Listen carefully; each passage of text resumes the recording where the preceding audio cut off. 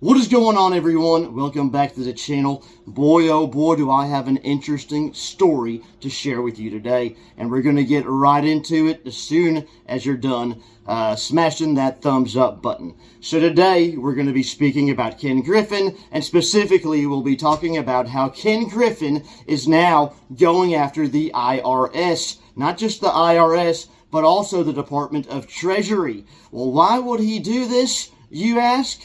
Well, I think Google has the answer. Well, not exactly Google, but if we look into some of the articles that are going around the internet, you'll see that the reason that he's doing this, it's out of the kindness of his heart, because he wants to help Americans like you and I. Let me read just one of these headlines to you very quickly. Ken Griffin isn't giving up on his fight to improve Internal Revenue Service's privacy protections, and all American taxpayers could benefit if the Citadel CEO wins. They paint a pretty picture for us. Actually, Ken Griffin does. His goons do, because we all know that Ken Griffin is responsible for having these articles published. So he's trying to make himself look like he's a hero, because he wants us to support him in his fight against the IRS. Here's a brief synopsis of what the heck went down, just so you know. Apparently, some of Ken Griffin's information got leaked by the IRS, which is a major problem for Ken Griffin. After all, what billionaire wants all of their income tax information out there to show the entire world that they're paying a lot less than they should be? Actually, Ken Griffin and people like him pay a lot less in taxes than your average American, even though, you know, he's worth like $35 billion these days.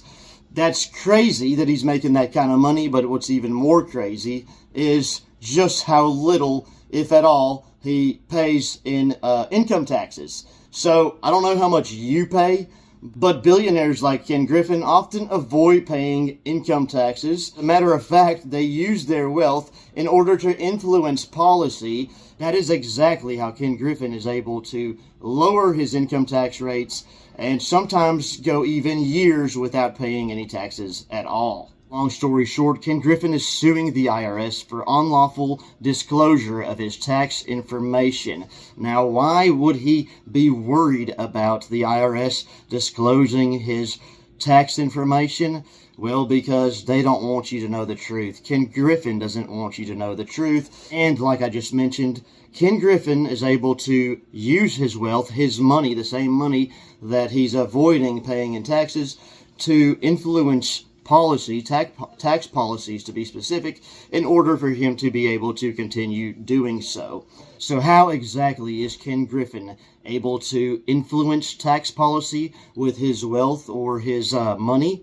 In order to answer that, we have to think back to something that's very important. What's one thing that Ken Griffin is very good at? Well, I would say that he's very good at donating money to, you know, political campaigns.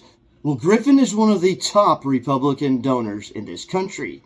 We know that earlier this year, Republicans did, after all, secure a majority in the House.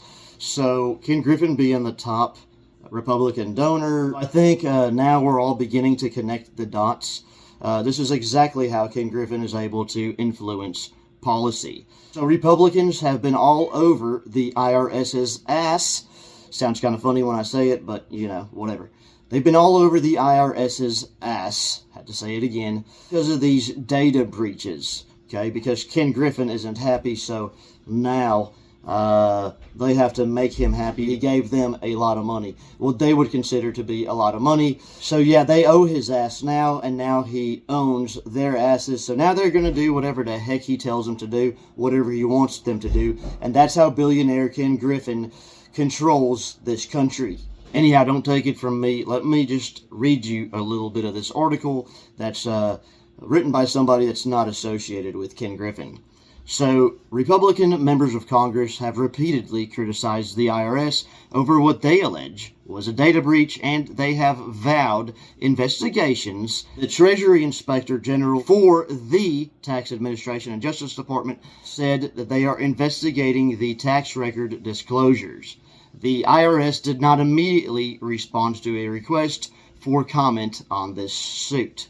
The lawsuit filed in federal court in the Southern District of Florida alleges the IRS made these unlawful disclosures knowingly, or at the very least negligently, or with gross negligence. Despite being aware of its security deficiencies for over a decade, the IRS willfully failed to establish appropriate administrative, technical, and physical safeguards to ensure the security of confidential tax return information.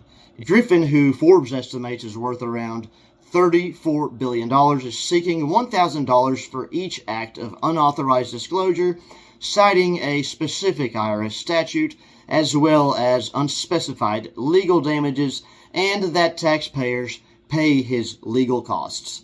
A Griffin spokesperson wrote, IRS employees deliberately stole the confidential tax returns of several hundred successful American business leaders. It is unacceptable that government officials have failed to thoroughly investigate this unlawful theft of confidential and personal information.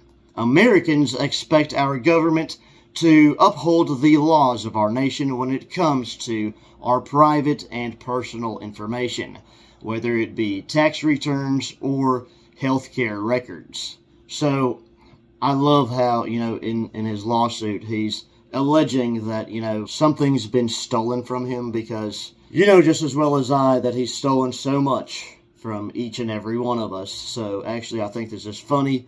We'll see where this lawsuit goes. It was reported that Griffin had the fourth highest income in the country between 2013 and 2018, according to this data. He reported an average annual income of nearly $1.7 billion. Griffin paid a tax rate of 29.2% during these years, a higher rate than many of his hedge fund manager peers, but significantly lower than the top marginal income tax rate of around 40%.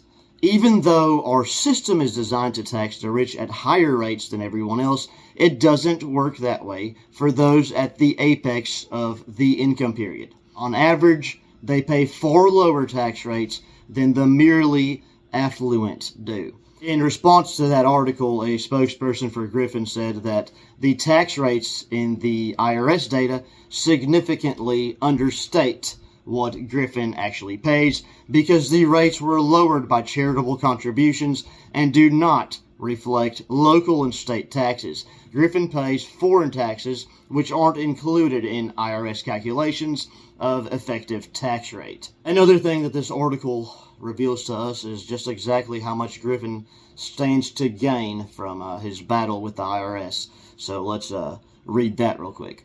From having bankrolled a fight against an income tax increase in his then home state of Illinois, he spent $54 million fighting that tax. The effort was a success, and the increase went down in defeat. That campaign spending was worth it for Griffin. Based on his past income, the increase could have cost him as much as $80 million in a year. Subsequently, Griffin moved from Illinois to Florida, which has no state income tax. Alright folks, there you have it. Now let me know in the comments below what you guys think is going to happen here.